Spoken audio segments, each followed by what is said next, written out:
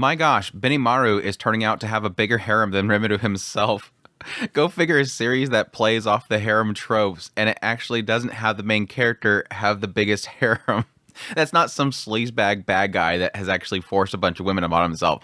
No, Benimaru, I think, has surpassed Rimuru. I mean, Rimuru has Shuna, and that's a difficult beat, but still, it's like, dang, this guy's got like all of Sokka's girls. He's got this new Tengu. He's got Albus with him. Like, damn, dude. But no, episode 64, I think, is probably my favorite episode of Slime in a while, and it's really just the fact that we're digging into a lot of like the lore of different races, and yes, getting into some backstory with Hakuro, of all people. Like, out of nowhere, we're just talking about Hakuro, which is really cool. I actually really liked a lot of the insights into his character, and yes, his relation to Momiji and Kaede, the mother.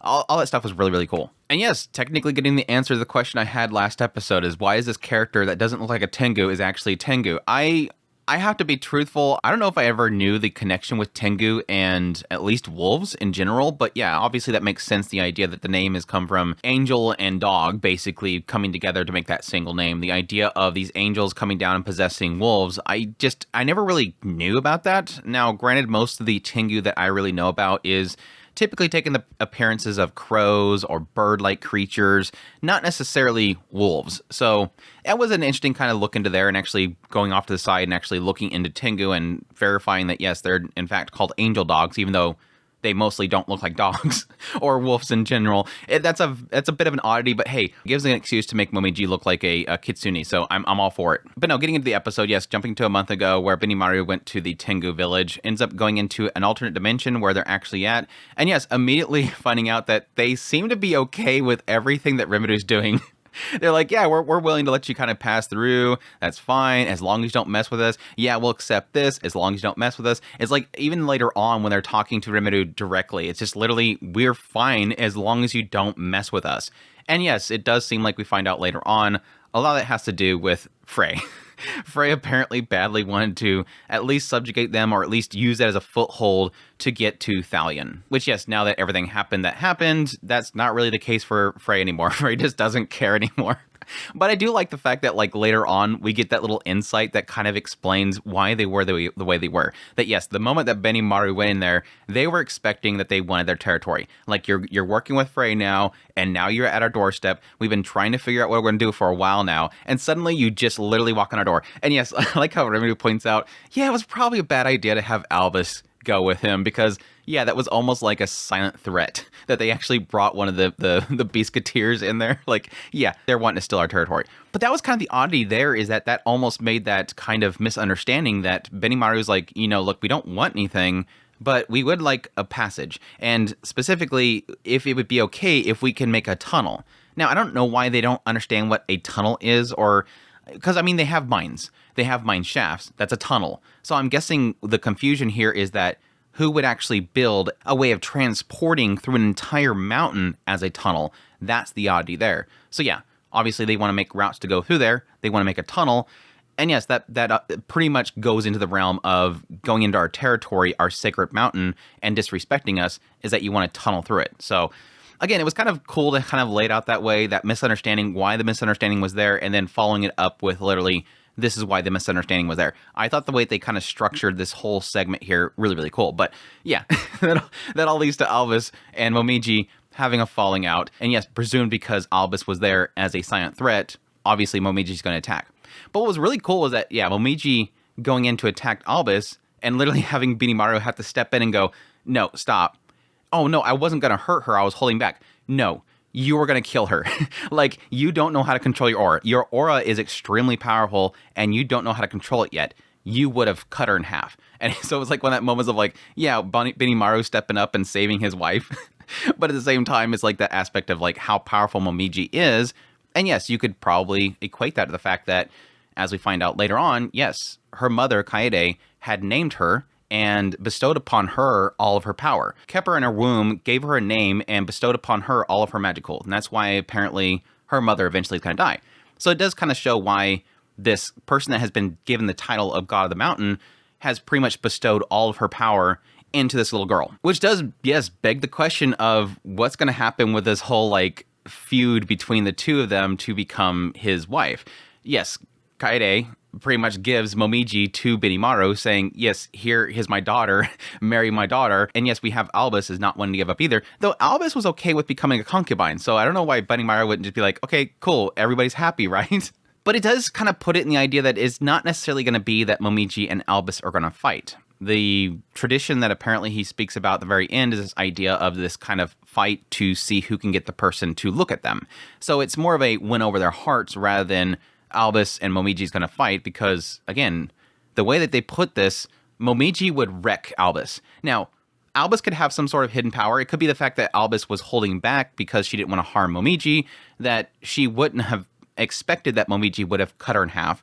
And so, if they were both going at it, Albus would have done better. But it sort of is implying, based on that scene, that Momiji would have wiped the floor with Albus. So unless there was some way that Albus could get much, much stronger, it seems a bit better that this is kind of turning into more of a war of the hearts rather than a war of the swords. But yeah, I loved Kaede walking in the door and pretty much like, yeah, have my daughter. Here, have her. She'd be much happy with you. But yes, also noting the fact that Momiji herself was using this style, which is very familiar with him, which is, yes, the style that was passed upon them by Hakuro. And yes, finding out that Hakuro is tied into Kaede. That Momiji is Hakuro's daughter. So it kind of implied later on that Hakuro didn't know that. So there was like a side of me that like, okay, so he had a daughter and he's never been with a daughter.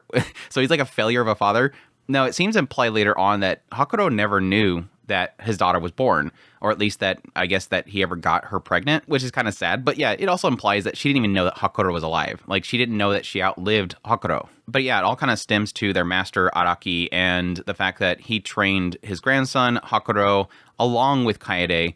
And then, yes, at some point, they fell in love. It was kind of interesting to kind of see that because Araki was a human, he wasn't able to bestow a name upon Hakuro. So that kind of ties together in the idea that, yes, Rimuru eventually does name Hakuro.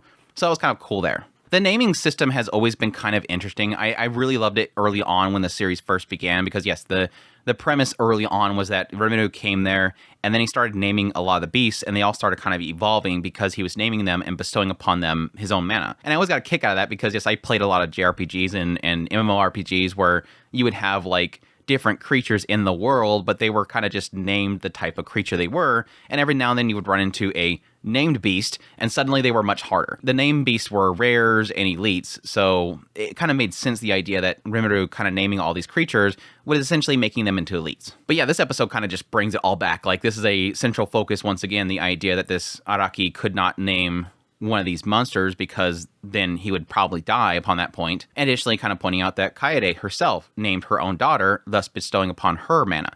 Now, I thought it was strictly humans naming beasts, but it seems to apply again that Kaede herself named Momiji. But yeah, really cool stuff. And yeah, her basically saying, marry my daughter and I'll accept everything. Kaede is literally like, yeah, that's fine. You can burrow through all of our sacred mountains. You can do whatever you want. And it really does feel like it's an aspect of her trying to at least secure a future for her daughter.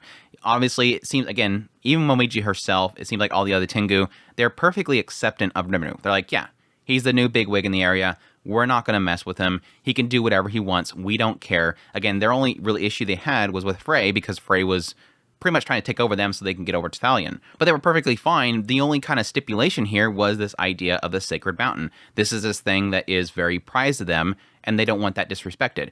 But again, Kaede is like, it's fine. My daughter, she needs a future. I'm about to pass away. I want to give her off to Benimaru. Obviously, Hakuro is still alive, so that kind of shows that he's at least, Hakuro has raised a good man in Benimaru, so that'll give her a future there. Give her ties to Rimuru, this new power in the area. She's perfectly fine with everything. So as long as you marry my daughter, sure. like she's perfectly fine, but at the same time, she's like, yeah, I also want to make a stipulation so I can secure my daughter's future husband. But no, Momiji doesn't like that because, as Kaede apparently once said, I have to win over his heart. So now it's turned into Momiji has to win him over. Which I guess they're kind of implying here that Momiji kind of wants to be just like her mother, and the idea of this guy is a disciple of Hakuro, and he was a disciple of my mom's master, so maybe she wants to be similar to her mother, or maybe she was just kind of won over immediately because of how skilled Benimaru was. Because yeah, again, technically that was Kaede. She said that she fell in love with Hakuro's sword, his skill. So Momiji basically fell in love with his skill. But yeah, that leads into them going to the meeting with Rimuru. Again, talking about Frey and all that kind of crap, and then eventually accepting everything. And then, yes, turning into a discussion about harems. because Momiji wants to marry Benimaru, and then we're starting to talk about how, like, literally everybody apparently is after Benimaru. Again, Sokka's girls are all after him, and they apparently have given up. Albus is after him. Like, everybody's just thirsty for Benimaru. I loved it. It was great, because it is like, yeah, immediately Remedu's like, man, this guy's really popular. And they're like, hey, dude, are you serious? You got a whole harem over here. It cuts over and it's got Diablo. I loved how Diablo was standing there, because it's like, yeah, there's nobody that Diablo has eyes for except for Rimuru, so that makes perfect sense. Yeah, you have Shion, you have Shuna, and then Diablo. It was great. I love that whole scene. And then you also have Soei's talking about this night girl that's fell in love with him too. Yeah, girls are easy. They're easy to win over, because there was this whole night girl, and they talked about how they wanted to find out what was that whole situation. I'm like, really? They're teasing this because they actually pointed that out. I believe at some point they're finally going to talk about what happened between him and that night. Because again, the whole joke there was that they went off to fight each other and they came back and she's blushing. And it was like, what the hell happened between the two of them? Obviously, she's all doki doki for Soei. What did they do? And then, like, again, here, it's literally pointing out, wait, what happened there? So it kind of makes me believe that it's all intentional, that we're supposed to find out sometime what the hell happened there. Or maybe it's like an ongoing mystery, the light novel. Like, the light novel has yet to answer it, but it teases every now and then. It was great. I love it. Side note, when they were talking about the Frey thing, I really like the way they used the map. Because me and several other people on the Discord server have actually discussed this.